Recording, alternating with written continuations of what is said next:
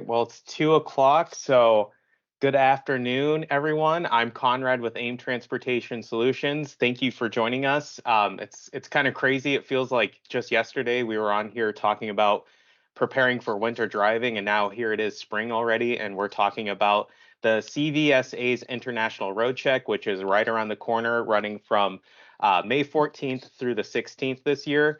And each year, this event sees a heightened law enforcement presence deployed across the country, conducting inspections on commercial vehicles and their drivers. And this, of course, means that the likelihood of a roadside inspection during those 3 days increases substantially. And that's precisely what our host, AIM Regional Safety Manager and expert John Rugarber, is here to help you prepare for. John is going to talk about this year's road check, its area of focus, and of course the DOT inspection refresher, which is a critical part of making sure you're ready to pass a roadside inspection.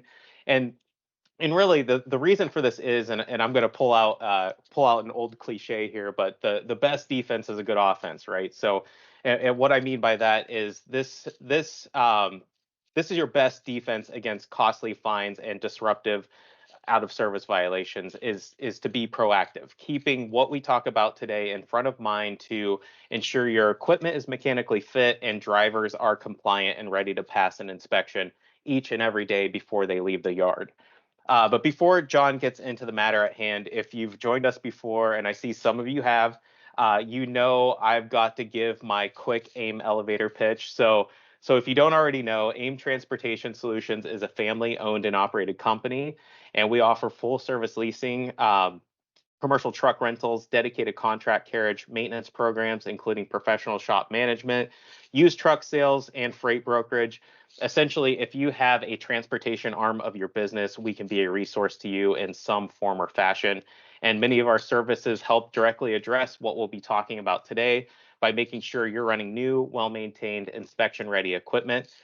We are the Commercial Carrier Journal's 2024 Innovator of the Year. We're number 26 on Transport Topics Top 100 Logistics Companies, and we're on Newsweek's list of Top 100 Most Loved Workplaces in America. And what this really says is AIM is where the resources and capabilities of a large corporation meet the high level of care and personalized service you would expect from a family-owned business like ours.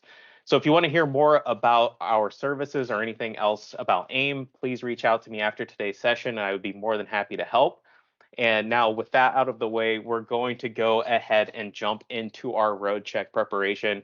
If you have any questions during today's session, John will answer those following his presentation. So please hang on to any questions until the end when we open the floor up for our Q&A. And with that, John, you can take it away, sir. All right. Thank you very much, Conrad. I appreciate the kind introduction as always. Again, I appreciate also Jessica and yourself and AIM Transportation for allowing us to put on these webinar series. This is one of many that I've done in the last year or two, and we're kind of doing them on a regular basis now to try to bring the industry up to standards and just give them some additional information that in today's busy world that we may not be able to get on our own. So like Conrad had mentioned, my name is John Rugarber. I'm a regional safety manager with AIM Transportation Solutions. I've been with AIM for about 22 years, give or take. Started my career as a driver and moved into safety about 10 or 11 years ago. And now I've kind of mutated into these webinar series and just some additional training remotely, as they say. My email address is down below there, jrugarber@aimntls.com. So feel free to reach out if you'd like to send me an email with any questions, comments, or concerns after the webinar. Please feel free to do that. I always appreciate any comments and any information that can come my way. So today's focus is going to be on the CVSA, or the Commercial Vehicle Safety Alliance International Road Check. They hold them each year. Last year, can't remember the exact dates. I think it was within a few days of this upcoming one. But this year's is going to be May 14th through the 16th, which is a Tuesday, Wednesday, and Thursday. So you can let your drivers know that they're going to be seeing more inspection stations open. For example, in the state of Pennsylvania, they use a lot of rest areas. So you'll see the rest areas themselves are now open for inspection sites. They may see more officers in the middle on the interstates, just kind of taking a look at the vehicles as they go down the road and decide whether or not they're going to pull someone in for an inspection. Okay, so the Commercial Motor Vehicle Safety Alliance, it's a nonprofit organization. It's comprised of local, state, provincial, federal, and commercial motor vehicle officials and industry reps.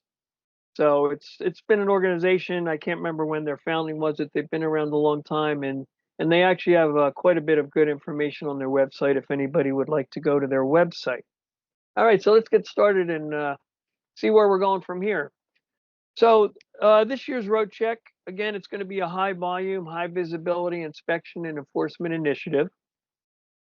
It follows the North American Standard Level 1 inspection, which is actually a 37-step inspection process that they go through. That is, again, in their website. You could see that if you go into their website. And each year, CVSA, they actually highlight two categories of violations that they're really going to focus on. Last year's focus was ABS and cargo securement, if I'm not mistaken. This year's focus, number one, is going to be tractor protection and anti-bleed back systems.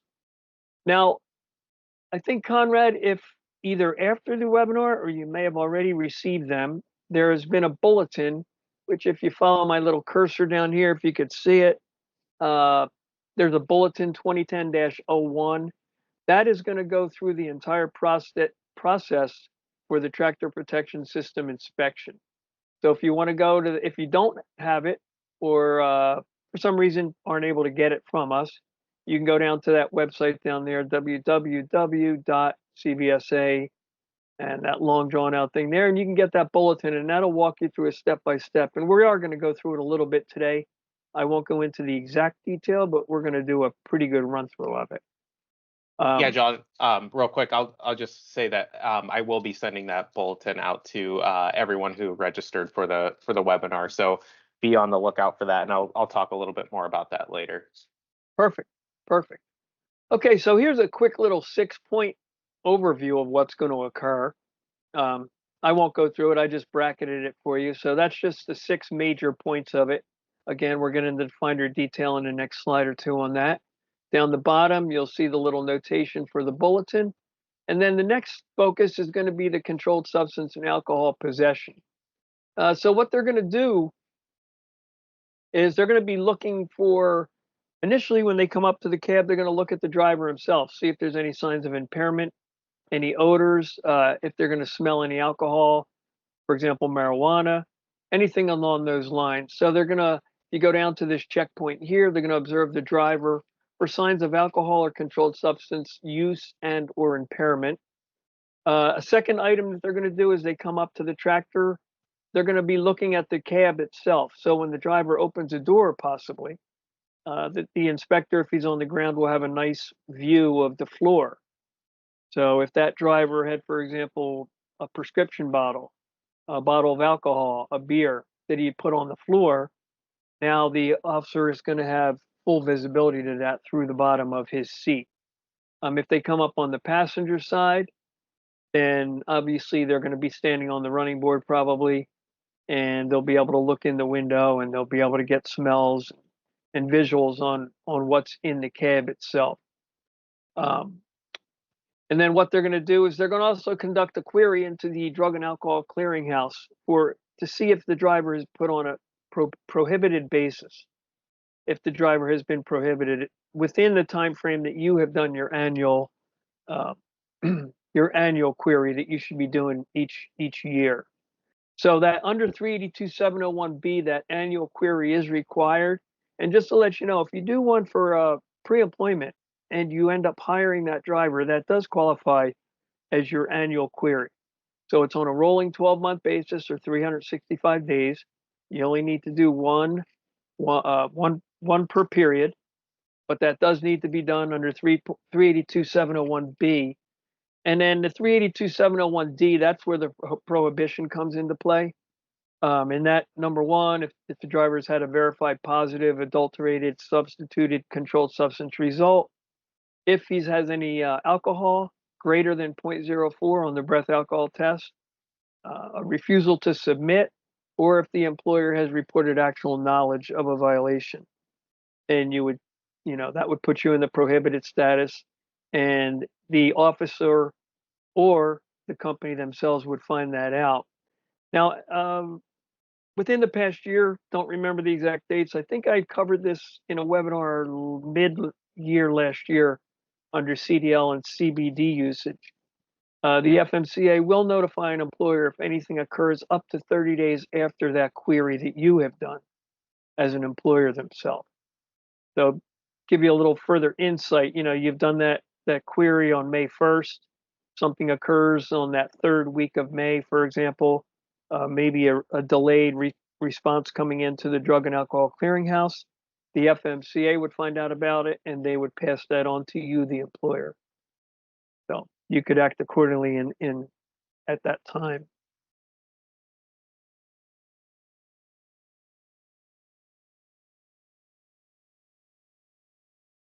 All right.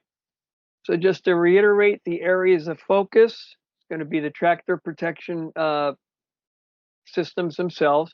Now that's going to be the emergency brake or the trailer parking brake, along with the parking brake itself for the tractor. It's coming up. There's going to be an excerpt of that bulletin.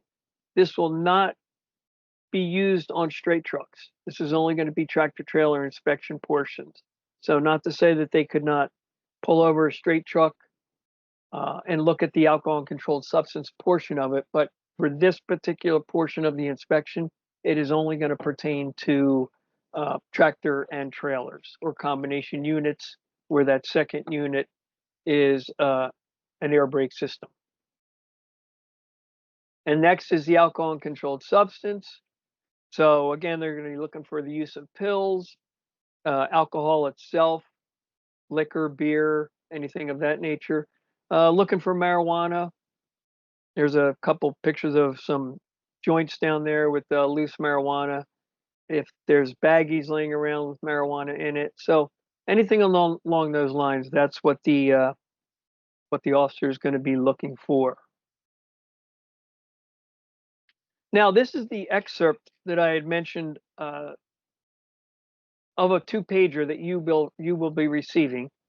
I've taken off some titles and stuff to kind of get it onto this slide, but you can see where the start area on the left, the test will only be performed on a vehicle that's towing a trailer equipped with an air brake system, and then the truck. What is that? Truck and buses that are incapable of towing. Let's see, what is it? Incapable of towing trailers are not required to have these systems put on there. So again, this is off of the bulletin itself that you're going to see. And then on that upper left-hand corner, you're going to see kind of one of the items that they're going to look at. It's going to determine whether a vehicle is placed out of service or not on the tractor. If you move over here to number 4, on the when the vehicle fails to close before the pressure drops below 20 psi, the power unit's trailer supply valve, or TSV, is going to be defective.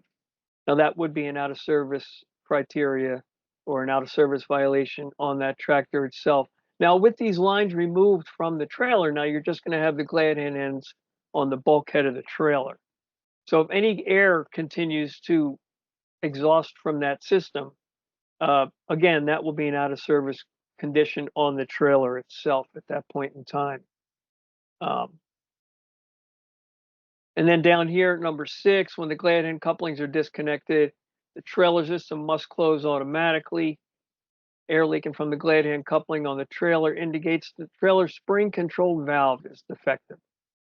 And the trailer has a violation, but that would not be an out of service violation on the trailer itself. It would be a violation, but not out of service. And then on number 8, you're going to check for any air escaping from either the supply or the emergency or the service and control glad hand line that had been disconnected. So the next slide, or the next slide in, I'll go through a little pictorial and walk you through that. But this is where a driver would be applying the service brake. He's back in the tractor, and he would be pushing down on the brake. So we don't want to hear any air escaping from either glad hand line, because that would be indicative of possibly the towing protection valve or the TPV valve is defective. And again, that would be an out of service violation if that were to occur. So, Ken, just an excerpt. You'll have this that Conrad will send out to you. Get printed out, maybe give it to your driver so they get a better understanding of what's going to occur during that inspection process. All right, so here's the little pictorial here. So the first item, you're going to bring the system up to the normal operating pressure range. So let's say between 125 and 140 when that air compressor is going to pop off. Every system's a little bit different, so that's why you give it a range of 125 to 140. If the air continues to exhaust, the trailer supply valve would be defective, and it should always close if it drops to 20 psi in the primary or secondary tanks. So that should be a given regardless. It may bleed down, but if it gets to 20 or below, in no case or no event should it ever remain open. Next item that's going to occur. So the officer is going to ask the driver, or he possibly may wheel chock the wheels themselves. He's going to ask the driver to release both brakes.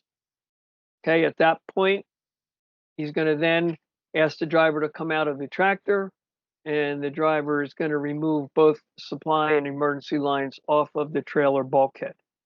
Place them on the catwalk, wherever he'd like to put them. If the trailer brakes fail to set during this period of time, that would be an out of service violation right there. So when that driver releases the lines, the air is going to come out. Keep in mind, pass it on to your drivers that if they're going to be requested to do this, and hopefully the officer will bring it up, that he should wear some eye protection, turn his face away from the glad hands themselves, as that air exhausts pretty violently.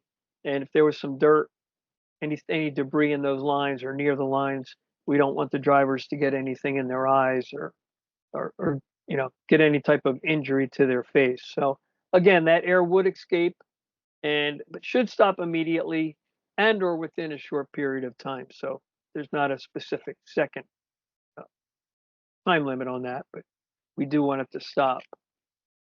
Again, that line is removed. As soon as those lines are removed, those trailer spring brakes should set so that the trailer would not roll away on its own.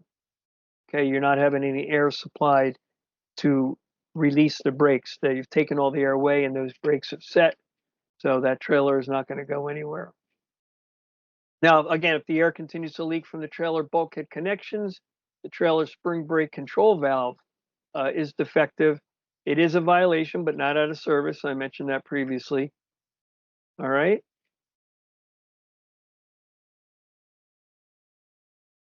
So again, it should not escape from the trailer bulkhead couplings. As you can see in those little pictures there, we have a little bit of air coming out of the bulkhead gladhead lines. But ideally, we do not want that to occur. And if there was any leak, that could be an issue right there for sure.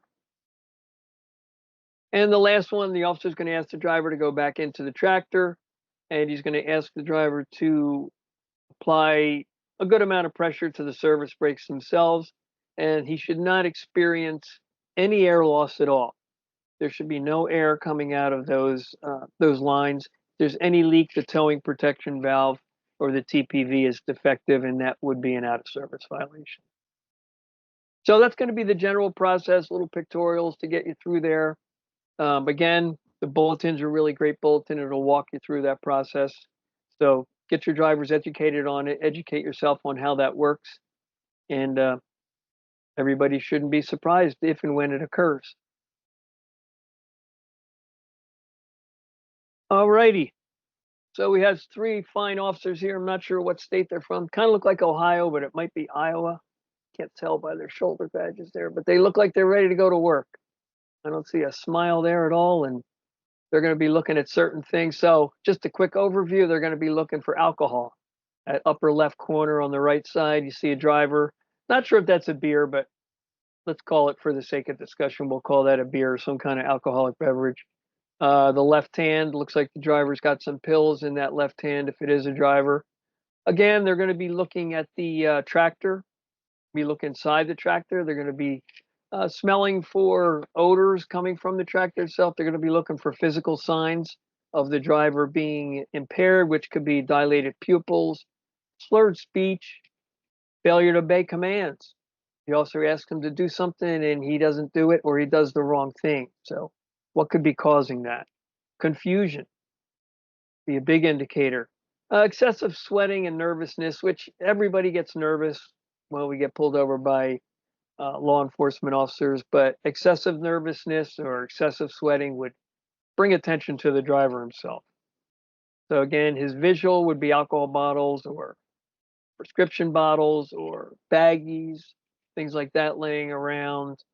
Uh, Again, the odor within the cab. Now he may ask to go in the trailer and open the trailer doors to see if he sees anything out of the ordinary within the trailer. I'm sure we're all familiar with on a weekly basis, we find people, usually it's down south, Texas, along the border, Phoenix, or Texas, Arizona, New Mexico, California, where they're constantly finding people that are trying to bring in drugs from other countries, Mexico, and they open the trailer and find the contraband in the trailer. So they'll probably be making a cursory inspection of the trailer, open the door to see if the load looks like it's been tampered with. Um, Not sure what you'd be looking for. I can't fathom that you'd have stuff right out in the open on the trailer, but don't be surprised if he asks you to open the doors. And a webinar, I think it was on cargo securement, we had discussed a little bit about what the criteria is for opening sealed loads. And I think if the load is sealed, the officer possibly could open it. He will reseal it and sign the seal receipt with his name. And if I can't remember back then, I think there was one load that they won't touch. But in general, uh, unless they have some suspicion above and beyond what is normal, chances are they're not going to touch your sealed loads. So,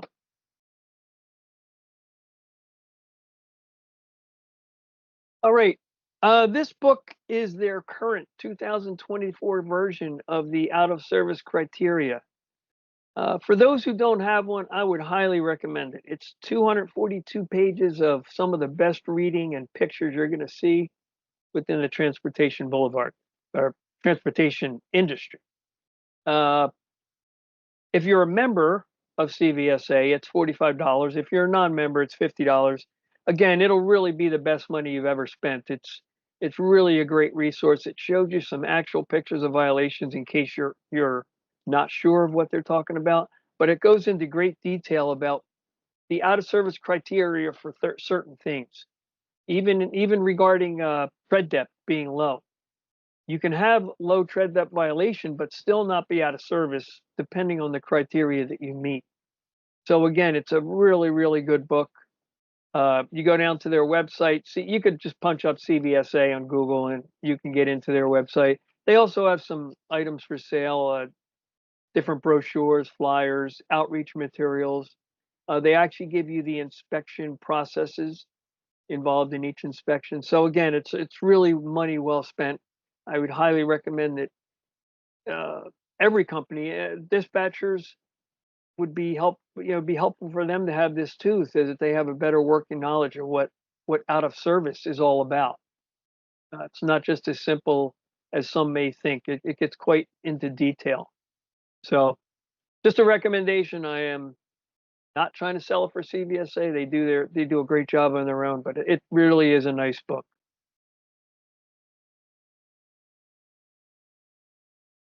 All right, so I want to give credit to Conrad for this because I was going to focus on CVSA and the road check,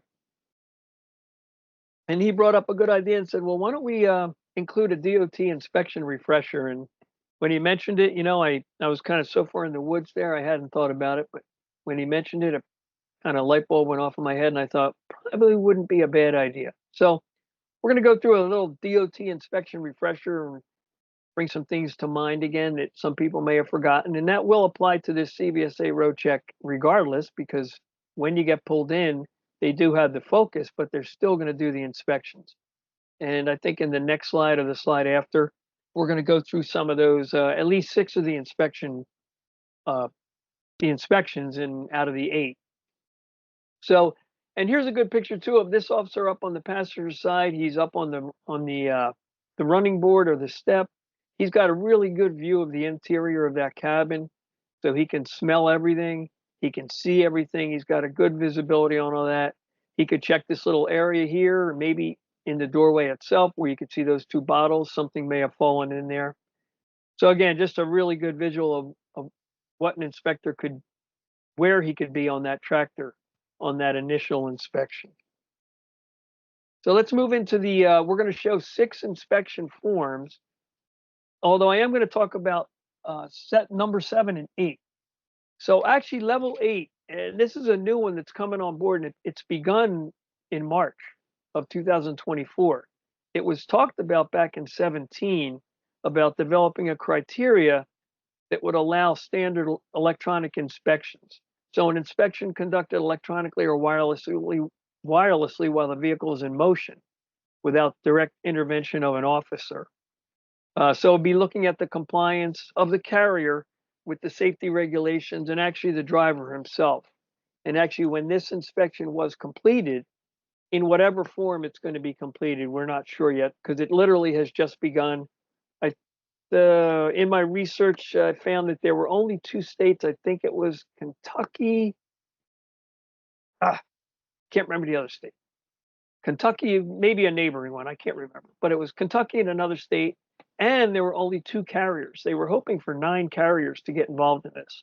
As of the moment, there's only 2 carriers involved. They did not name the carriers to begin to build a database and see how this thing is going to work. But if you pass these or failed, these would be entered in the carrier safety profile, along with the driver is affected in that also. So just keep in mind that level 8's coming. If you're a good company, kind of, it could be like the pre-pass.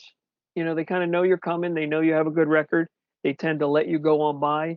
You don't have to waste time stopping at inspection stations and get pulled in.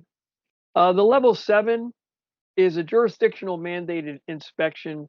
That has to do with more school buses, limos, taxis, you know, entities that are involved in intrastate commerce or intrastate operations. I know in Ohio, there's many times I've seen the state troopers parked in front of a limo facility or a taxi facility, and for sure, school buses for the safety of children.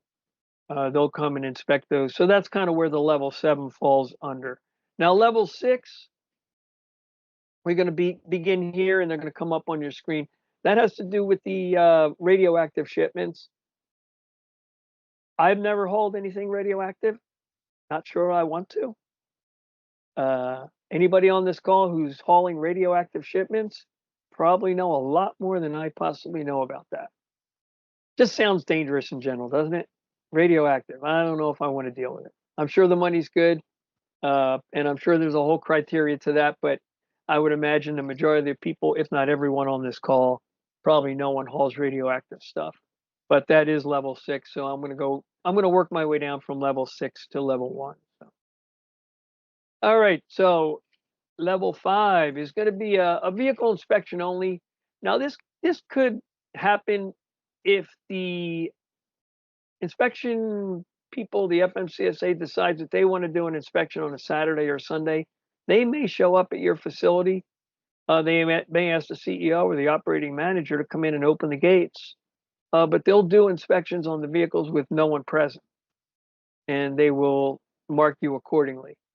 To my knowledge, I've never had anyone experience that, but that is a possibility if they would like to do it. So that would be considered a level 5. Now, level 4 is going to be a special inspection. Now, you may be driving down the road and get pulled in or get pulled over, and the driver may say, I just had a good inspection yesterday. There's not a reason in the world that I should get pulled over today. Everything is in order. But unknown to him, they might have been mandated to check the Bendix brake system. Bendix, the manufacturer, may have said, hey, our a particular nut and bolt tends to fall out on our brake system. The brake linings themselves may tend to crack more easily than normal. So almost like recalls in a way that law enforcement would be aware of, but not the company themselves. So when the officer pulls the driver in, he may be looking for that specific item. Maybe International put on some brake hoses and they found that they were rubbing in a certain area. And really, that's going to be the only officer's focus is going to be checking those hoses to see if those hoses are rubbing on the frame member that was found out through an investigation of another sort. So those are kind of be what the special inspections would occur or pertain to. Now here we get to the three that really we deal with pretty much on a daily, weekly, monthly, yearly basis, and it's going to be a level 3, which is basically the driver only. Officer comes up to the door. Good morning, driver. How you doing? Can I see your insurance card? You know, all your paperwork, your bill of lading. You're pulling hazmat. You want to make sure that your hazmat is within arm's reach. Make sure that it's labeled properly and that it's in the proper order when you hand it to him. But it's really focusing on just the driver. If the driver can readily get that information to him, looks like he has it together, the dash is nice and clean, he doesn't smell anything, he doesn't see anything out of the ordinary, there's a good chance he may let everything go, write the driver up for a clean level 3 inspection, and let him be on his way. Those are the ones we hope for. The second one now, he sees something wrong when he's looking at the driver. Something is out of order. And the officer may say, well, if that was out of order, what are the chances of something else being out of order? So now he decides to take it to the next level, which is level 2. And now he's going to take the paperwork and everything, and he's going to say, okay, driver, I'll be right back. But in the meantime, he's going to walk around the truck. He's looking for listening for air leaks, looking for things that he can visibly see without needing to get underneath the trailer or the tractor. Maybe airlines rubbing, airlines hanging from the trailer. The springs have broken and the airlines running back to the rear axle are about 1.5 inches from the ground. Probably not a good place to be. Headlights out, lights out, making sure he's going to look at the federal annual inspection sticker. Is that visible, which we're going to talk about in another slide or two. So he's just going to really be focusing on the visual part of it. Now, if things start falling apart from that perspective, he sees a light out, he sees the hoses rubbing or laying on the ground. Well, chances are if he walks back to his car and you see his trunk open and you see him putting on coveralls and getting a creeper out, he's not getting ready to lay down and have a beer. Chances are he's going to slide under your tractor and trailer and you're going to get the full level 1 inspection.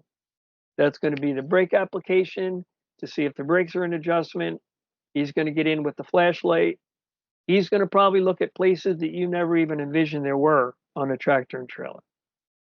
And that's where things can begin to fall apart if you haven't been doing your regular inspections or have not been keeping your vehicles up to par. So ideally, we want to try to stay at that level 3 right here. That's the one we want to stay at. We want to get a clean inspection. We can still get away with level 2 as long as we got all of our visual stuff in order, right? We want those hoses suspended by springs way out of the way. We don't want any leaks. We want all of our DOT number. We want that visible. We want it all there. We want the federal annual inspection sticker visible, hopefully, so he doesn't have to ask you for any paperwork for that, which we're going to talk about in the next slide. And then if we get to the level 1, we hope we did a good job. That's the ultimate goal. So those are the 6 levels of inspection that most people probably experience, short of the number 5 and 6. Those are kind of outliers, but they could occur. Hey John, during the these events like the International Roadcheck, do they typically come out of the gate doing a level 1, or are they starting at a level 3 and then going from there? Well, for all it's worth, you could say that they're going to begin on the level 3 because they're going to be looking at the driver for any kind of alcohol or controlled substance usage. Again, if they see that, it's already going to move to something else. When they do the brake test, that's going to fall under level 2. So as long as the vehicle passes that particular test, and if that's all they focus on, then they would get a level 2 clean inspection. It really depends on the inspector. But again, and we've seen this over the years, I mean, just one leads to another. Mm-hmm. You get a disheveled driver, doesn't know where his stuff is, can't, just as a wreck from the beginning, it's already in a level 2. And then from level 2, it's not a far cry to level 1. Gotcha. So ideally, you want to make a really good present. What I can't remember that saying off the top of my head. I knew I'd forget it. You only get one chance to make a good impression. Something along Yeah. those lines. Well, this really comes into play there. You want to try to make the best impression you can when that officer comes up to the door, and hopefully that's as far as it goes. All right, and I mentioned the federal annual inspection sticker. So just a quick reminder to everyone that under 396.17, a periodic inspection, which is an annual inspection, does need to be done on the tractor and trailer itself. You could see over here on the right-hand side, there's different versions of it. Every company, they may have some stock versions, but these are 3 examples of what you may see or what you may even use. Record of annual inspection, you got an FMCSA annual vehicle inspection there. And then you have one that's kind of aluminum that kind of gets indented when they write on it. That could be stuck to usually the trailer, I think, on those. We had one that's probably about 1.5 inches by 2.5 or 3 inches long. It goes in the lower corner of the driver's window, gets stuck to the window. The officer can look up, see that it was inspected on what date, the day, the month, and the year, and that would suffice for the annual inspection. You do not have to have a copy of the hard copy inspection with you on your person or in the tractor, as long as you have one of these FIAs somewhere on the vehicle itself. Now, you don't have to have the sticker on the truck if you want to carry around your 3 or 4 or 5 page hard copy that an inspector had done. It's your call. It doesn't do any harm to keep both in the truck, but you only need one or the other. You do not need both to pass that particular criteria. Also, something to keep in mind, I know, for example, the state of Pennsylvania has a state inspection. So if you're not aware of that, or if you've been had a violation in the past about your particular state needing a state violation, that's something you want to get ahead of also. But I know Pennsylvania does require a state inspection in addition to the federal inspection. I'm not sure if New York does or not off the top of my head. And I have no idea with any other states at the moment. And then down below 396.21B1, the record keeping itself, those records of the inspection itself does need to be held for 14 months from the date of the inspection.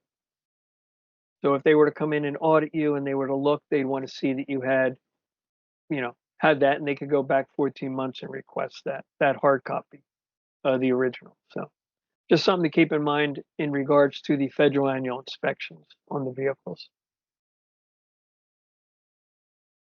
All right, so let's look at the 396.13, a pre-trip inspection. So a pre-trip inspection does not necessarily need to be in writing. I know some people may think that it does. It does not. Actually, the fact that you're driving the vehicle down the road indicates to the officer that you, the driver, are satisfied that the vehicle is in safe operating condition. You do want to enter that in your log, enter your pre-trip inspection, allow, back in the graph logs of paper, they allow 15 minutes. So everybody tends to think that it's, 15 minutes is the time frame. It could be all over the place, but you do want to make sure you notate that you have done a pre-trip inspection at the beginning of your workday. You do want to review the last driver vehicle inspection report if it's required.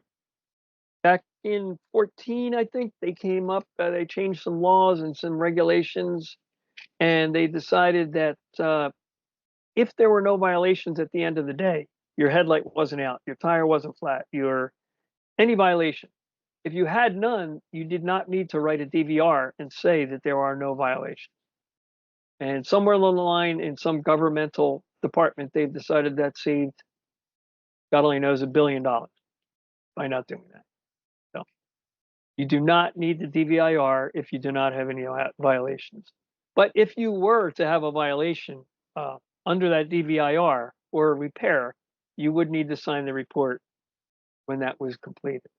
So now moving into the driver vehicle under 396.11, the driver vehicle inspection reports. So that just says to you that you need to report and prepare in writing a report at the end of the workday. Again, kind of a generic form over on the left-hand side. I'm sure each company may have their own little form and how they want to indicate what things are done. Oh, and that actually, what did I mention? 2014, that was under the presidential executive order improving regulation and regulatory review. So that's kind of where that came down and where that came from. So again, drivers are not required to prepare a written report if no defect or deficiency is found. That's under 39611 2. And then the last item of that would be the driver must sign the report. So again, at the end of the day, you want to make sure that on your logs themselves, you do annotate or notate that you've done a post-trip inspection and that no violations were found. Okay, it takes just a couple seconds. We want to keep the log and form manners of the log books in order. Trailer number, tractor number, sign it at the end of the day for the certification. So we want to make sure we keep that all up to date in terms of the electronic logging devices and even in the paper logs themselves. And then I covered this, I pulled this slide back from the cargo securement, but I wanted to include the 3 inspection forms or 3 inspection types. So under 392.9, inspection of cargo securement devices and systems. Basically, that's saying that the drivers of the truck and the truck tractors, they must inspect their cargo and devices within the first 50 miles.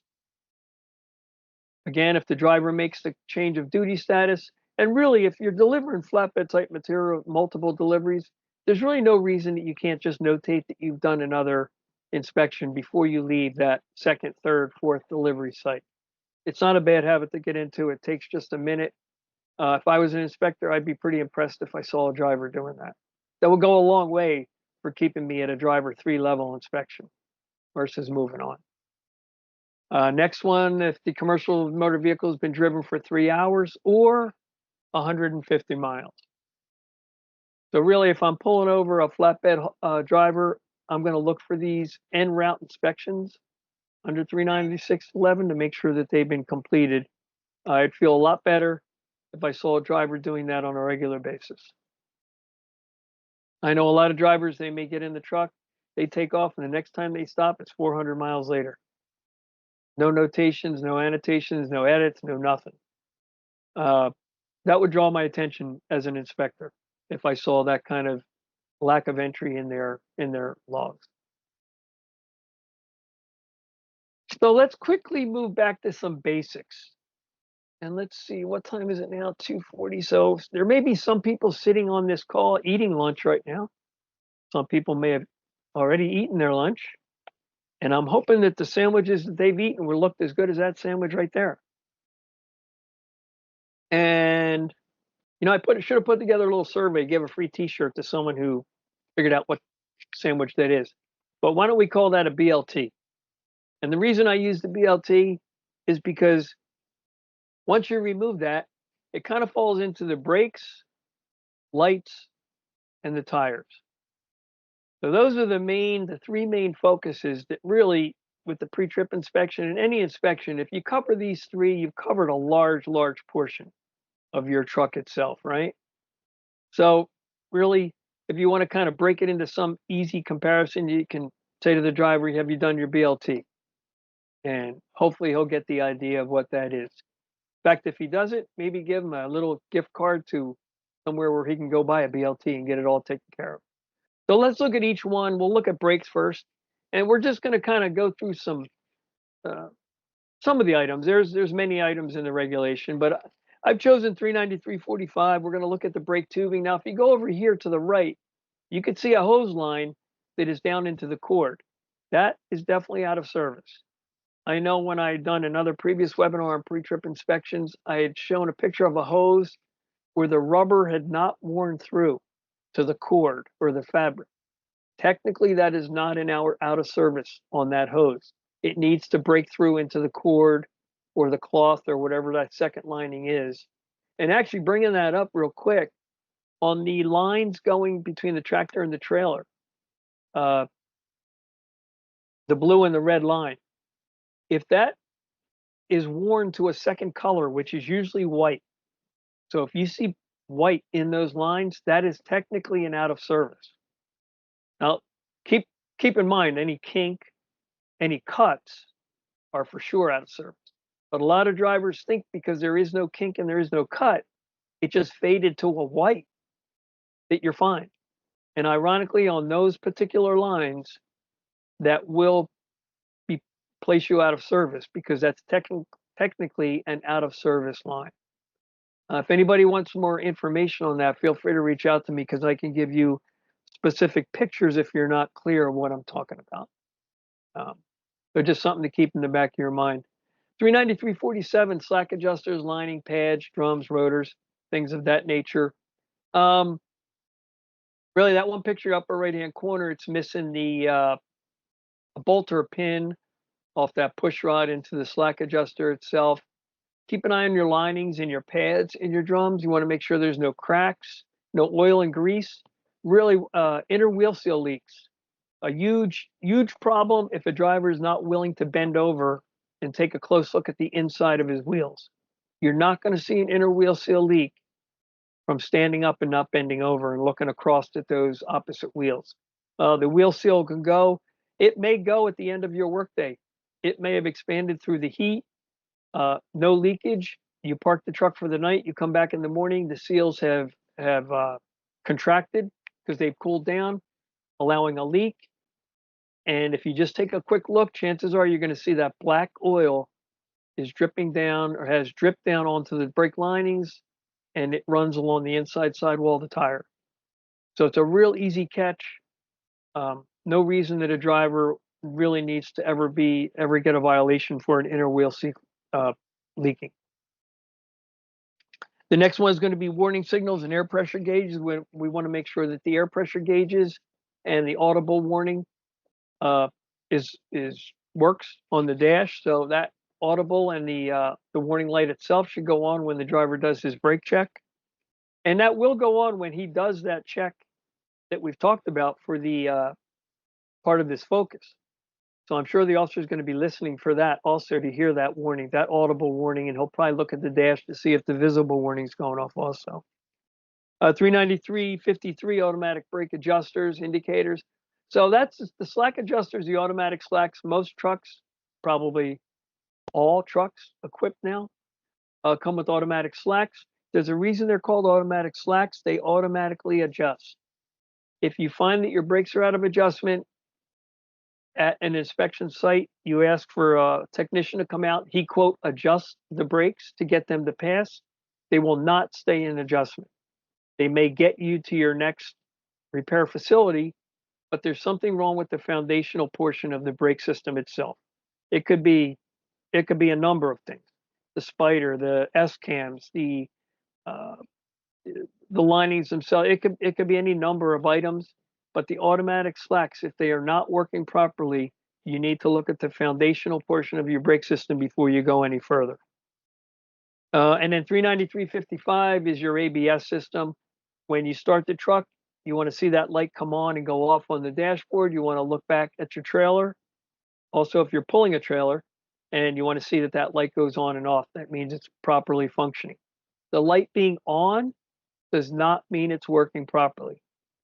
Imagine at 2 o'clock in the morning in the pitch black, you're going across I-80 in wherever, and the officer sitting in the middle, that ABS light glowing on that left driver's side corner of the trailer is a shining beacon in the night.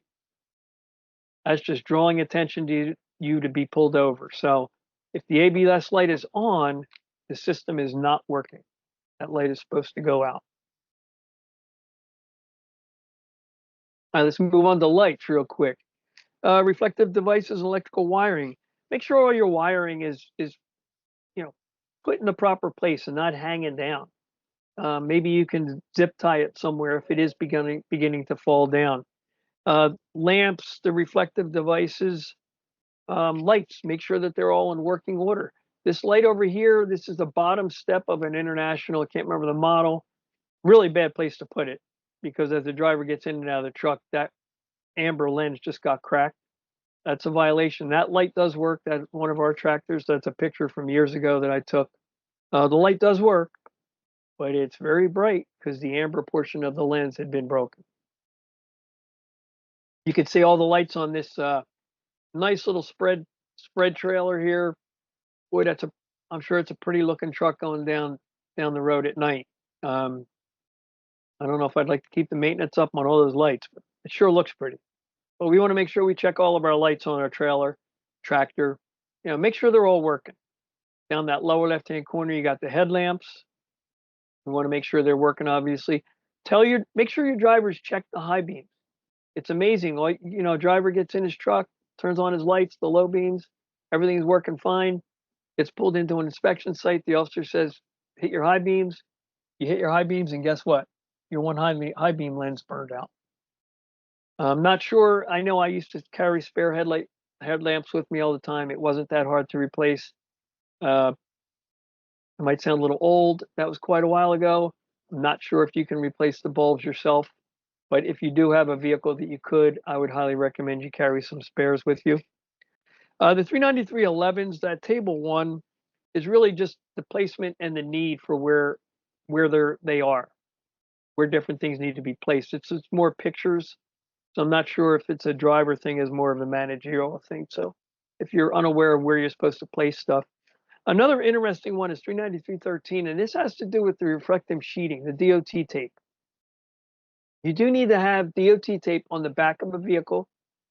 Now this is an example of, it is on the bottom bar, but that bottom bar has been rubbed off. There's basically no DOT tape serving its purpose on the back of this particular trailer. You do need to have 12-inch. The tape needs to be 2 inches in width by 12 inches long, forming the upper corner of a trailer on the back side, to give you an idea where the upper corners are. Also on the back of the trailer or tractor, if the tractor's running by itself, there needs to be the same setup on the upper corners of the sleeper or the upper corners of the cab itself if it's just a day cab. So if you might want to check on that and make sure that's all in place, and that's under the DOT tape. On those upper corners, it's going to be just white. On the back, running the width and the length of the trailer itself needs to be red and white. You don't have to cover the entire length in one fell swoop. You have to cover half the length of that particular item. So if the trailer is 40 foot, you need to cover 20 foot of the side of it. And you need to spread that out, that 20 feet, so that if you want to cut it into spaces, because I understand that DOT tape is not cheap. You need to spread that out equally. So, and then I mentioned 39324 for the headlamps. Tires, real quick, we'll go through some tires. Some really good examples. There's some belt or body ply exposed in that middle picture there. We got some tread, sidewall separation in its upper right-hand corner. There again, that out of service book that CVSA offers goes into great detail about how much of the tread can be missing before you're placed out of service versus a violation. I want to say that this particular picture, ironically, may not be out of service for tread or missing or separated, although it would be a violation for this area right here where there's, you're down to the flat spots. So again, that book is really good for understanding that. Obviously, flat or an audible air leak comes into play. Front steers. Okay, we want to have at least 4/32 of an inch on the front steers. On the drive trailer tires, we want to have at least 2/32 of an inch on both the drive and the trailer tires. So something to keep in mind. Again, there's a whole other criteria to the out of service also for that. So if you want, it'll all be explained under tires in that CVSA book. And I brought this up, might have been on the inspection webinar last year, but just to give you an understanding of what are those stickers that they put on my windshield. And this is the whole criteria in terms of, you could see on the right-hand side where each quarter pertains to a particular color. So January through March is green, April through June is yellow, July through September orange, October to December is white. Also, if they remove the upper corners on certain ones, like if both upper corners are removed it was done in the first month of that particular quarter. So just to give you a little better understanding of those stickers, I know before I got into safety, I used to always see these stickers and couldn't read them, didn't know what they meant. How do I get one? Ideally, you want to get one because it'll allow you to pass through that next inspection. If an officer sees that and it falls within that quarterly period, they won't pull you in for a secondary inspection. So it'll be helpful in that. Now, defects that are noted during a level 1 or level 5 or level 6 that are not critical inspection items won't affect the pass inspection or the decal qualifications of that. So just a little additional information I like to throw in there. I found that was quite interesting years ago when I finally figured out what it all meant. Keep in mind, everybody, that during the road check in the 16th through the 18th of 23, that there were 949 failure to use seatbelt citations issued. So that was about 1.6 of all commercial motor vehicle drivers. I know the number was 700. I think it was 742 for 2022.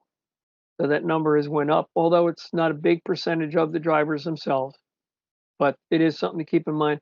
And also, when I mention that, let me remind everyone that when you get pulled over for the inspection, do not remove your seatbelt until the officer sees that the seatbelt is on. I know some drivers may be trying to help the officer out. You want to have everything ready. You take your belt off, you lean over, reach over to the glove compartment, reach up for your little area where you have your stuff. You sit back down, the officer comes up, you open your door, and the first thing he sees is a free hanging seatbelt. And he says, "Why did you not have your seatbelt on?" And you'll say, "I did, but I need to get the paperwork for you. So you would be happy and not write me a ticket." And he says, "Well, I think you may have not been wearing your seatbelt." Why get involved in that back and forth? Let him walk up to the truck, see that your seatbelt's secured properly, the lap with the shoulder harness over your shoulder. Some gentlemen, some drivers love to put it behind them and secure it because it bothers them. I can understand that, but try to find another way to wear it properly because that'll get you a ticket. Sure as not wearing it at all. Okay, so basically in closing, on the road safety basically begins with you, the driver. And we can even go as far as saying with you, the company. I mean, really, if you set the tone for what you want or what you need, that really goes a long way. So we want the company to have a vested interest in the safety of their equipment and the safety of their drivers, which again will dovetail into the safety of the motoring public and will help, you get through inspections and have a successful career and a successful company going down the road. So really keep in mind that this whole safety culture really begins at the top and works its way down. It doesn't begin at the driver or the mechanic necessarily and work its way up.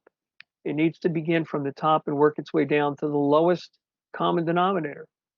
And that for people out there with companies, that goes all the way down to the mechanics themselves. That's the first line of defense. Second line, I guess you could say it could be the driver. So if I can leave you with that's really one of the more important aspects of this. So in closing, I'd like to thank everyone for being on this webinar. I hope I gave you some additional information to add to your library of information that we all try to gain on a daily basis. Again, thank you, Conrad and Jess and AIM itself for allowing these webinars to be put on. And again, feel free to reach out to me. I'd love to hear back from people. Any comments? I really take it to heart. If you have any questions, feel free. I make it a point to get back to everyone that sends me any questions or is looking for answers. So everyone have a nice day. Not sure if Conrad's got any questions, but let's see where he is. Yeah, thank you so much, John. I know we're bumping up against the 2 o'clock hour here, but if anyone has any questions, feel free to ask them now. You can either use the chat function or click the raise hand button, and I can unmute you if you prefer that route. I'll just give everyone a second, just in case got some questions that come through. while we wait here, I'll just quickly mention too, before people start dropping off here, that in the coming days you'll receive a follow-up email containing resources, including a link to today's recording, a DOT inspection checklist, and the CVSA bulletin detailing the road checks area of focus this year that John reviewed near the beginning of the presentation. That email will also have John's contact information in case you have any questions down the road. And so let's see. Yeah, I'm not seeing any questions coming through. So yeah, but yeah, if anyone has any questions, like I said, John's contact information is going to be in that follow-up email. It'll either come out tomorrow or the next day. And we just really appreciate everyone's time today, and thank you, John, for taking us through this informative session. You're a great resource to AIM, our customers, and the industry. Thank you very much, Conrad. Have a nice day. Great, you too.